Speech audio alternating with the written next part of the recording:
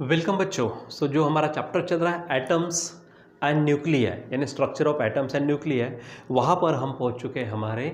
हमने देखा था लास्ट टाइम में साइज ऑफ न्यूक्लियस। आज हम देखेंगे न्यूक्लियर फोर्सेस। ठीक है, अब जैसे कि हमारे पास ये टॉपिक है जो हम आगे पढ़ने वाले हैं, हमारे पास रीडिंग वगैरह सब है यहाँ पर। ठीक है, जो न्यूक्लियर फोर्सेस की बात करते हैं तो बच्चों यहाँ पर फोर्स की तो बात करते हैं। यहाँ पर हमारे पास में इलेक्ट्रोस्टैटिक फोर्स बोलो, ग्रेविटेशनल फोर्स बोलो, ये अलग अलग प्रकार के फोर्सेस है। उसी प्रकार न्यूक्लियस के अंदर भी जो न्यूक्लियॉन्स होते हैं, अब न्यूक्लियॉन्स की बात करते हैं तो भाई उनको भी तो एक जगह पे रखने के लिए कोई फोर्स की ज़रूरत पड़ेगी। उसी फोर्स को हम न्यूक्लियर फोर्स कहते हैं। ठीक है, तो न्यूक्लियर फोर्स किसे कहेंगे आपको? तो the force inside the nucleus of an atom, कोई भी एटम है उसके अंदर जो न्यूक्लियस है उसके अंदर जो फोर्स है, ठीक है, जो क्या करता है, विच होल्ड्स द न्यूक्लियॉन्स टुगेदर। ठीक है, यानी पूरे न्यूक्लियॉन्स यानी कौन कौन, प्रोटॉन और न्यूट्रॉन, इनको एक साथ बांधे रखने का काम जो फोर्स करता है उसको क्या कहते हैं, हम न्यूक्लियर फोर्स कहते हैं। ठीक है, यानी सिंपल क्या कहेंगे अगर डेफिनेशन बोलने का तो the force inside the nucleus of an atom which holds the nucleons together, it is called as nuclear force. ठीक है, अब थोड़ा सा उसके बारे में देखते हैं। तो वहाँ पे अगर हम देखते हैं कुछ प्रॉपर्टीज़ में, तो न्यूक्लियर फोर्स, इलेक्ट्रोस्टैटिक फोर्स बोलो, ग्रेविटेशनल फोर्स बोलो, इनकी तुलना में देखा जाए तो बहुत ही ज़्यादा स्ट्रॉन्ग है। हाँ, वो बहुत ही शॉर्ट रेंज फोर्सेस है। ठीक है, जैसे ग्रेविटेशनल फोर्स कई किलोमीटर तक एक्टिव रहता है। ठीक है, इलेक्ट्रोस्टैटिक फोर्स भी अच्छा खासा मिल जाएगा, लेकिन न्यूक्लियर फोर्स बहुत ही शॉर्ट है, उससे भी शॉर्ट रेंज फोर्स है। ठीक है, हाँ, लेकिन ताकत के मामले में बहुत ज़्यादा है। ठीक है, ये आपको ध्यान में रखना है। जैसे अगर इलेक्ट्रोस्टैटिक फोर्स जो भी होगा उसके कम से कम यानी 50-60 गुना ज़्यादा स्ट्रॉन्ग होता है हमारा न्यूक्लियर फोर्स, ये आपको ध्यान में रखना है। दूसरी बात, यहाँ पर जो चार्जेस वगैरह होते हैं न्यूक्लियॉन्स पे, उससे कोई लेन देन नहीं है। ठीक है, जैसे चाहे वो न्यूट्रॉन के बीच में फोर्स हो, प्रोटॉन के बीच में फोर्स हो, या फिर प्रोटॉन और न्यूट्रॉन के बीच में फोर्स हो, सबके ऊपर सेम न्यूक्लियर फोर्स लगेगा किसी भी न्यूक्लियस के अंदर। ये प्रॉपर्टीज़ आपको ध्यान में रखनी है। ठीक है, यानी न्यूक्लियर फोर्स किसको एक साथ रखने का काम करेगा, न्यूक्लियॉन्स को, यानी न्यूट्रॉन प्रोटॉन को बांधे रखेगा। वो इलेक्ट्रोस्टैटिक फोर्स ग्रेविटेशनल फोर्स के बहुत ज़्यादा गुना होता है, 50-60 गुना ज़्यादा होता है, स्ट्रॉन्ग होता है। ठीक है, और वो बहुत ही शॉर्ट रेंज फोर्स है, यानी थोड़ा भी डिस्टेंस अगर ज़्यादा कर दो तो वो फोर्स हमारा क्या हो जाएगा, निग्लिजिबल हो जाएगा। ठीक है, उसके बाद में वो चार्जेस के ऊपर डिपेंड करता नहीं है। तो ये कुछ पॉइंट्स आपको ध्यान में रखने हैं। देखें ऊपर से, जैसे अगर एक पॉइंट की हम बात करते हैं, जैसे अगर मान लीजिए जैसे आपको मालूम है कि पॉजिटिव नेगेटिव चार्जेस में क्या होता है, अट्रैक्शन, नेगेटिव नेगेटिव बोलो या फिर पॉजिटिव पॉजिटिव बोलो, इनमें रिपल्शन होता है। अगर यही चीज़ अगर न्यूक्लियस में देखें तो न्यूक्लियस में क्या होता है, हमारे पास में न्यूट्रॉन तो होते हैं, उनके ऊपर कोई चार्ज नहीं है, लेकिन जो प्रोटॉन है, प्रोटॉन के ऊपर तो पॉजिटिव चार्ज है। तो हर एक प्रोटॉन दूसरे प्रोटॉन को क्या करेगा, रिपेल करेगा। अगर ये रिपेल करते अगर गए समझो प्रोटॉन्स, क्योंकि सेम चार्जेस है, सेम चार्जेस में रिपल्शन होता है, तो अगर वो रिपल्शन के कारण से दूर दूर भगेंगे तो हमारा न्यूक्लियस तो भाई स्टेबल नहीं रहेगा। फिर भी हम बोलते हैं कि हमारा न्यूक्लियस स्टेबल होता है। क्यों? क्योंकि उस न्यूक्लियस के अंदर जो न्यूक्लियर फोर्स है वो electrostatic force of repulsion between the charges on the proton बहुत ज़्यादा होता है, 50-60 गुना ज़्यादा होता है। भाई अगर मान लीजिए कि कोई दूर जाने की कोशिश करा, लेकिन अगर आप उसको नज़दीक लाने के लिए बहुत ज़्यादा फोर्स लगाते हो तो आप दूर थोड़ी जाएंगे, इसलिए हमारा न्यूक्लियस क्या होता है, स्टेबल होता है। ठीक है, तो देखो यहाँ पर ये हमारे पास में है क्या है, न्यूक्लियर फोर्सेस। ठीक है, तो न्यूक्लियर फोर्स आप किसे कहेंगे, न्यूक्लियर फोर्स। ठीक है, तो इसको मैं थोड़ा सा कलर चेंज कर दूँ। ठीक है, तो ये हमारे पास है न्यूक्लियर फोर्सेस। क्या है न्यूक्लियर फोर्सेस? ठीक है, the force inside the nucleus of an atom which holds the protons and neutrons, यानी हम उसको न्यूक्लियस बोलते हैं, together and make this atom stable is called as nuclear force. उसको क्या कहेंगे, न्यूक्लियर फोर्स। ठीक है, जो भी मैंने बताया। उसके बाद ध्यान में रखो पॉइंट, ये पॉइंट है हमारे पास पहला कौन सा, ठीक है, यहाँ पर हमारे पास है ये, it is different from electrostatic and gravitational forces in terms of strength and range. ठीक है, it is strongest force among the substance यानी सब एटॉमिक पार्टिकल्स। ठीक है, जितने भी सब एटॉमिक पार्टिकल्स के बीच में जो फोर्स है उसमें से सबसे ज़्यादा स्ट्रॉन्ग होना ये है।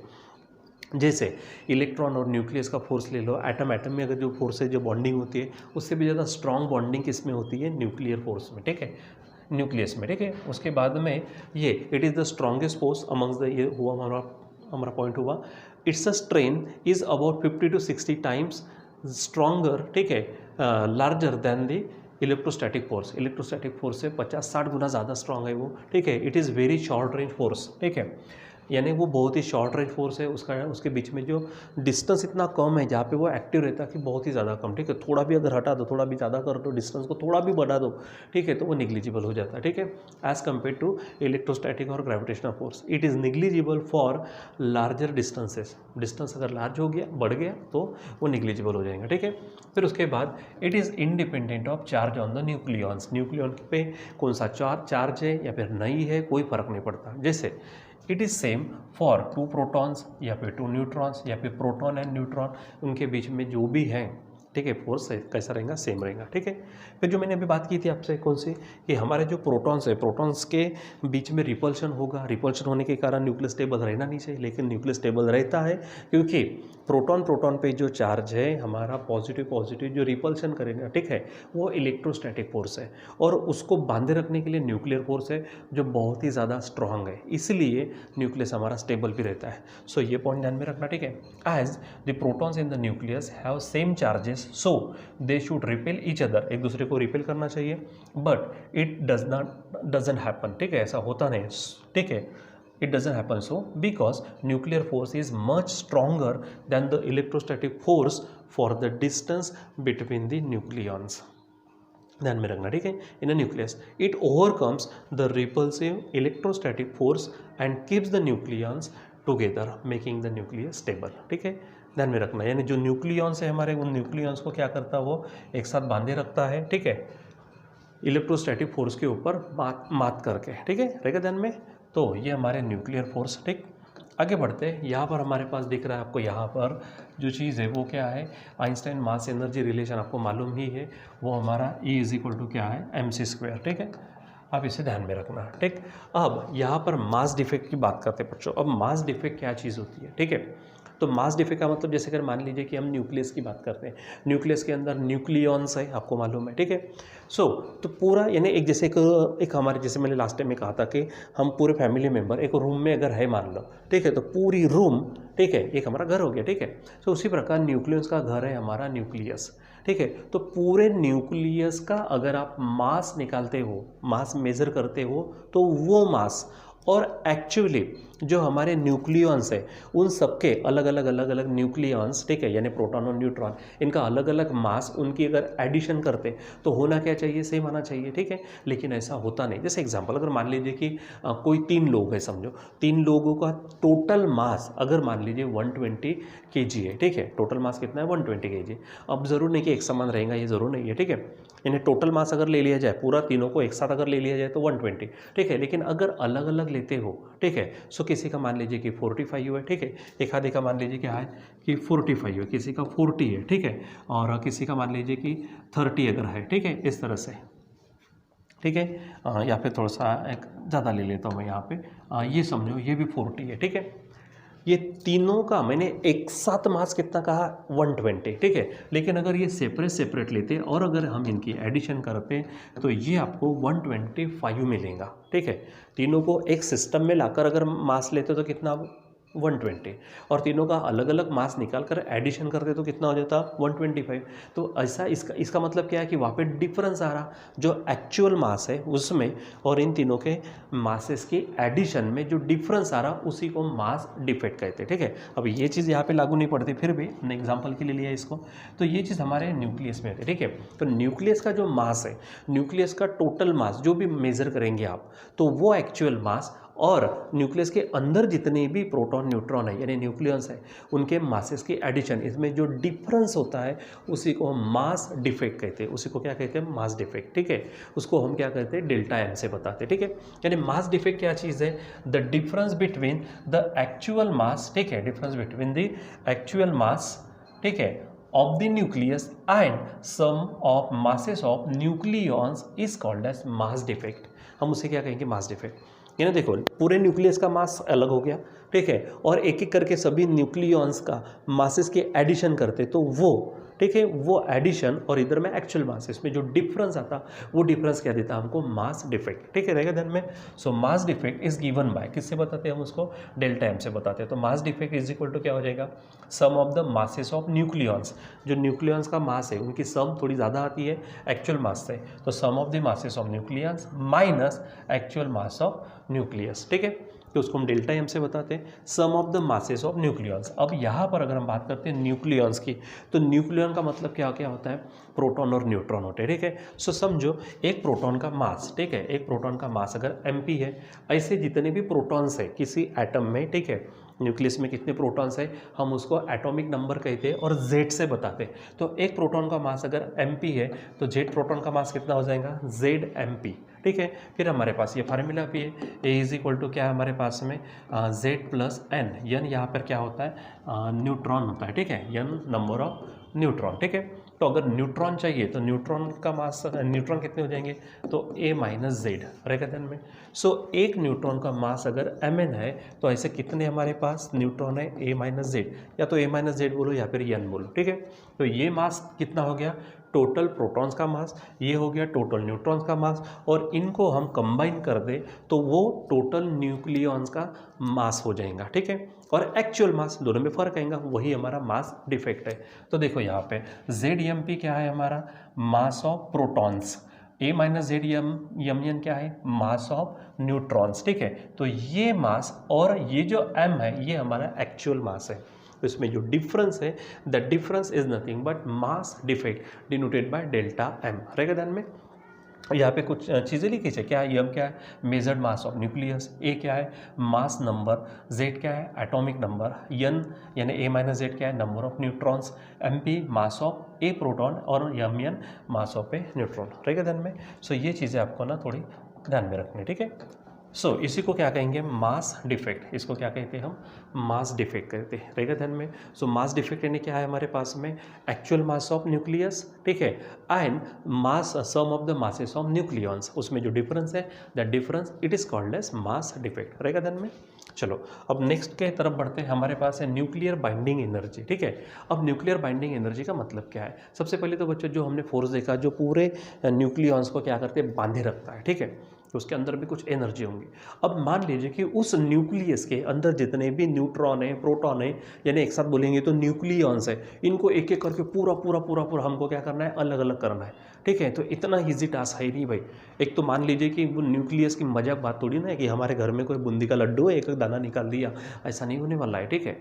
इतना छोटा है तो आंखों से भी नहीं दिख रहा वो, ठीक है। तो वहाँ से उसको, और बहुत ही ज़्यादा स्ट्रॉन्ग फोर्स उनके बीच में है, ठीक है, तो उन पूरे न्यूक्लियॉन्स को सेपरेट आउट करना है, न्यूक्लियस से तोड़कर बाहर निकालना है मान ली, तो उसके लिए जो एनर्जी आपको देनी पड़ेगी that energy it is called as binding energy, ठीक है, क्योंकि उस एनर्जी, उतनी एनर्जी से वो एक दूसरे के साथ क्या है, बंधे हुए। अब उतनी एनर्जी सप्लाई करेंगे तो जाके वो आप उसको सेपरेट आउट कर सकते हैं, ठीक है।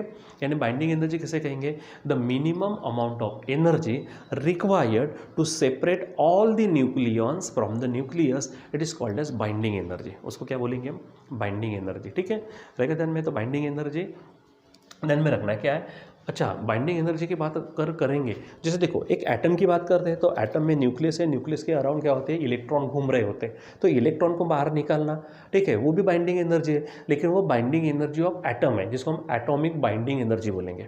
अब न्यूक्लियस के अंदर जो न्यूक्लियॉन्स है उसमें से पूरे के पूरे न्यूक्लियस को बाहर निकालना, वो भी बाइंडिंग एनर्जी है, लेकिन न्यूक्लियर बाइंडिंग एनर्जी। अब सिंपल बात है, ठीक है, इलेक्ट्रॉन को बाहर निकालने के लिए लगने वाली एनर्जी एटॉमिक एनर्जी समझो, ठीक है, और न्यूक्लियस से न्यूक्लियस को बाहर निकालने के लिए लगने वाली एनर्जी न्यूक्लियर एनर्जी।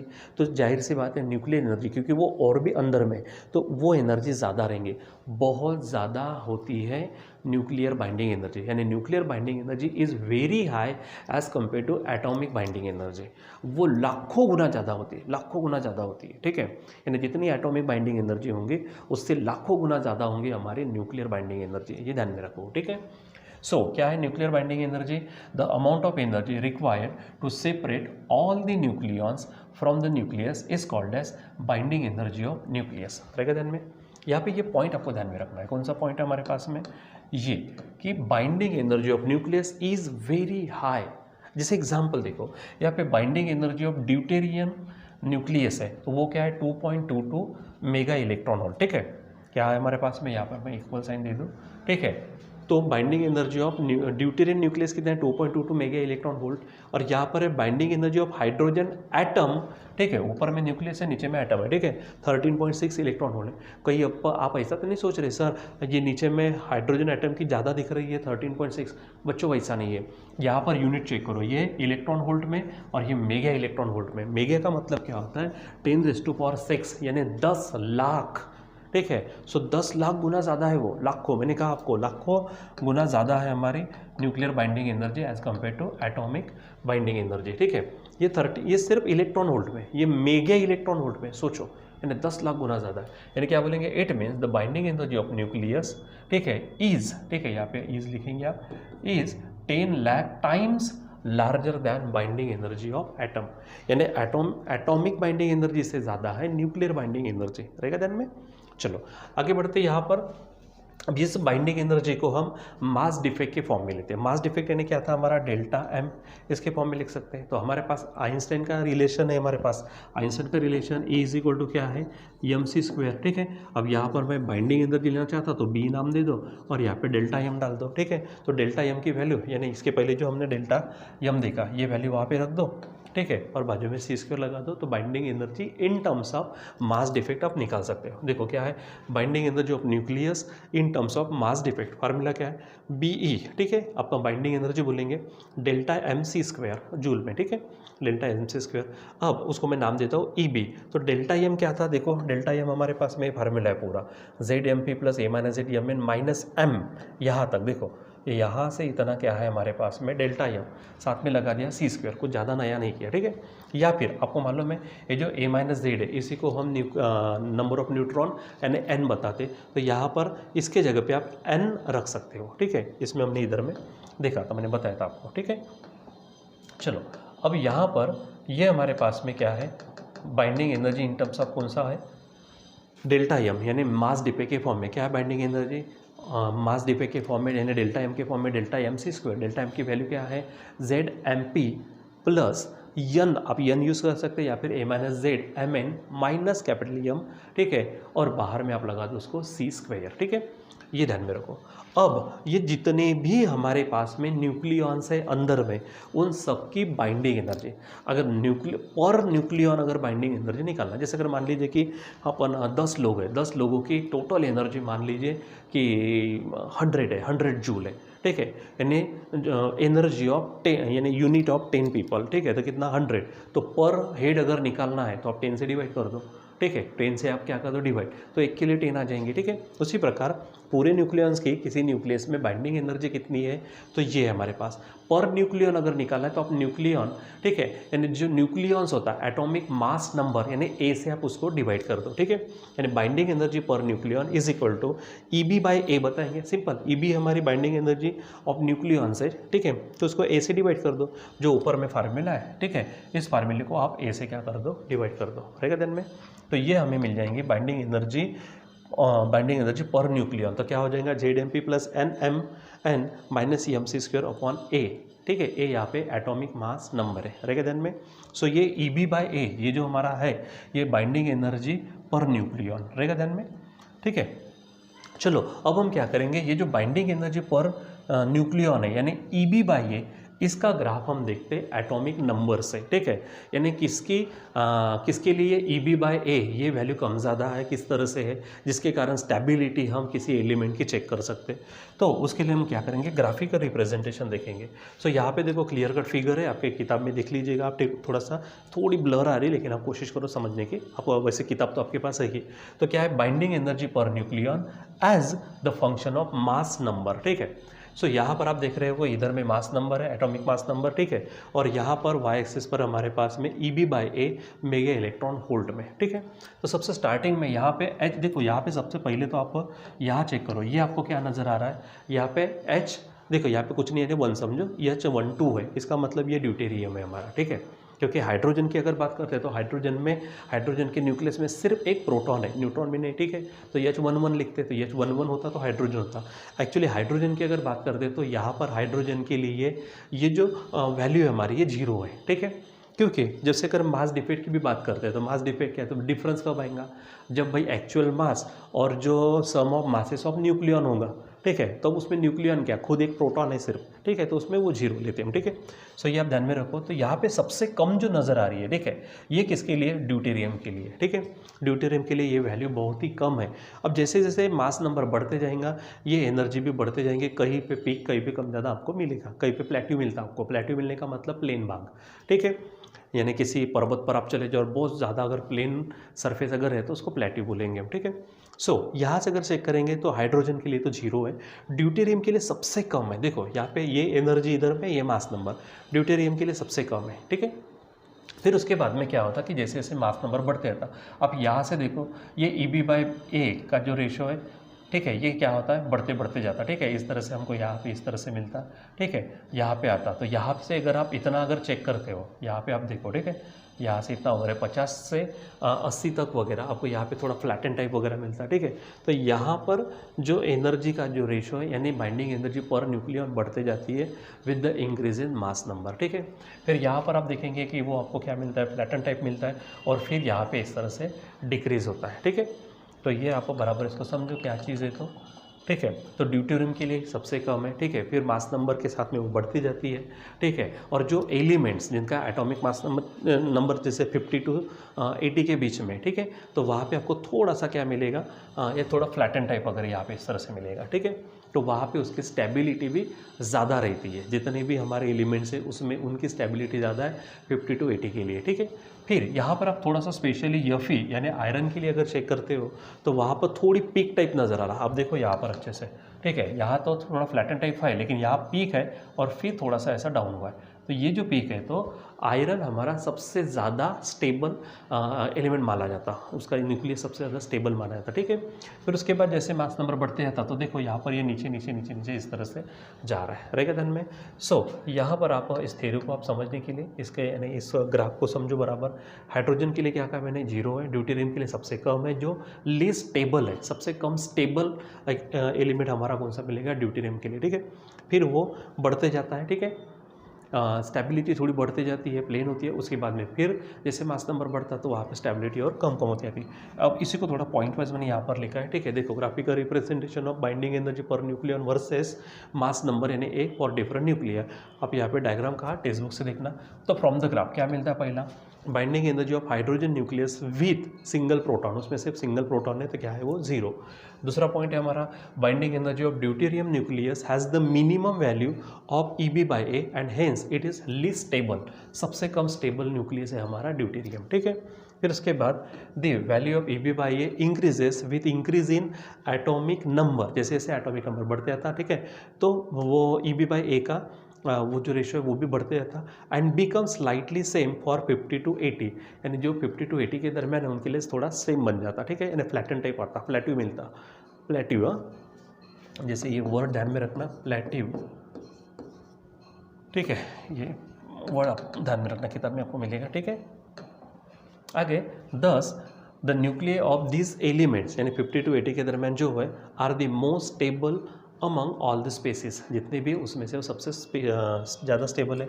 और ए यानी हमारे पास में क्या है, यहाँ पे मैंने थोड़ा गलत ये कर लिया, ठीक है, इसको मैं हटा दूँ यहाँ से, ठीक है। सो यहाँ पर ए जो 56 है यानी किसके लिए, ये फी यानी आयरन के लिए, ठीक है, that is for iron. Graph shows a peak, thus iron is the most stable nucleus, iron क्या है हमारे पास में वो ज़्यादा स्टेबल है, ठीक है। और फिर the value of EB/A decreases gradually for the values of A greater than 80 के ऊपर में अगर चला जाए, making the nuclear of those elements slightly less stable, ठीक है। जैसे यहाँ पे जब बढ़ते जाता, ठीक है, यहाँ पे जब आगे आगे जैसे ए बढ़ते जाएगा तो वो क्या होते जाएगा, कम कम कम कम इस तरह से होते जाता, ठीक है। और उनकी स्टेबिलिटी क्या होती है, कम होती है, ठीक है, स्टेबिलिटी धीरे धीरे कम होती है। तो ये यहाँ पर जो आज हम पढ़े, यहाँ पर ये सब चीज़ें ध्यान में रखो, न्यूक्लियर फोर्सेस है, ठीक है। उसके बाद में ये मास डिफेक्ट है, मास डिफेक्ट के बाद में बाइंडिंग एनर्जी देखी हमने, बाइंडिंग एनर्जी को हमने किसके फॉर्म में देखा, यहाँ पर मास डिफेक्ट के फॉर्म में, ये ध्यान में रखो। ठीक है। उसके बाद में आगे बढ़े तो यहाँ पर ये ग्राफिकल रिप्रेजेंटेशन किसका, binding energy per nucleon with respect to A, ठीक है, वो ध्यान में रखो, ठीक है। और ये यहाँ पे पॉइंट्स है, ठीक है। तो यहाँ पे थोड़ा थोड़ा मैं आपके लिए क्योंकि अगर आपको डायरेक्ट यहीं से नोट्स लिखना है तो मैं यहाँ पे थोड़ा थोड़ा रुक जाता हूँ। ये आप इसका स्क्रीनशॉट लेकर यहाँ पे पॉज करके आप यहाँ पे नोट्स बना सकते हो, यानी एक्स्ट्रा के नोट्स भेजने की ज़रूरत नहीं पड़ती, ठीक है। और वैसे व्हाट्सअप पे तो मैं भेजता ही हूँ, आप इसको देख लीजिए। ये सेकेंड, ये थर्ड, यानी आपको स्क्रीनशॉट लेने के लिए पॉज करने के लिए, ठीक है। ये उसके बाद में ये ग्राफ है, ग्राफ तो वैसे भी आपके टेक्स्ट बुक में है तो कोई टेंशन वाली बात नहीं है, ठीक है। ये उसके बाद में आप ये नोट्स, ठीक है, ये ध्यान में रखो, ठीक है बच्चों। सो यहाँ पर आज के लिए बस इतना ही, बाकी हम कंटिन्यू करेंगे इसके बाद में जो भी चीज़ें हैं आगे में, ठीक है। Till then bye.